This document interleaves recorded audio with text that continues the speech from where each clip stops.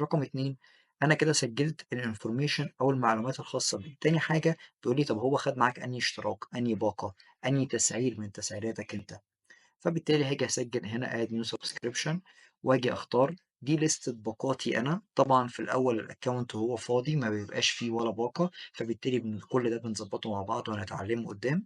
فمثلًا هاختار إن هو اختار معايا package اسمها silver وخَد معايا 3 شهور. وهنا مش هاخلّيه يبتدي من النهارده، هو دفع لي فلوس فعلًا النهارده بتاريخ مثلًا يوم 20، لأ أنا مش هاخلّيه يبتدي من يوم 20. ليه؟ لإني أنا معرّف السيستم بمجرد ما أنا بابعت له أول بلان، سواء البلان دي بقى تشمل diet أو workout أو أيًا كان الفئة بتاعتها إيه، فبالتالي أوتوماتيك هيبتدي ال3 شهور دول يعِد معاه عَد تنازلي 90، 89، 88 وهكذا، فأوتوماتيك هتتحسب لوحدها، فأنا مش محتاج أدخّل له تاريخ تاني.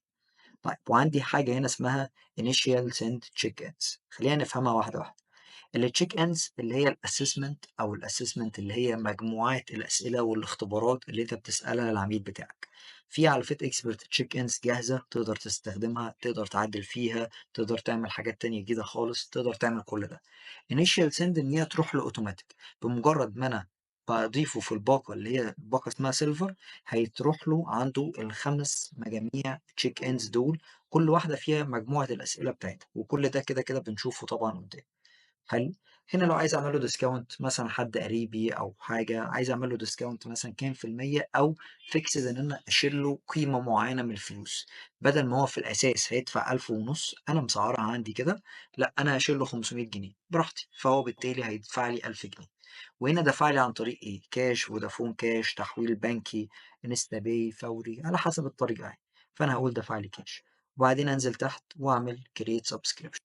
فبالتالي أنا دلوقتي كل اللي عملته ضِفت العميل وعملت الاشتراك بتاعي، بس دي كده أول خطوة مع أي عميل ييجي يشترك معايا. لو دوست برّه هنا هالاقي أحمد نزل عندي أهو، أحمد كود 199 اتاخد أوتوماتيك خلاص، جروب واحد، رقم تليفون، الباقة اللي هو خدها، restart دي الحالة بتاعته إن هو لسه ما بدأش اشتراكه معايا، تمام. لمّا يبتدي هتقلب started زي اللي تحته.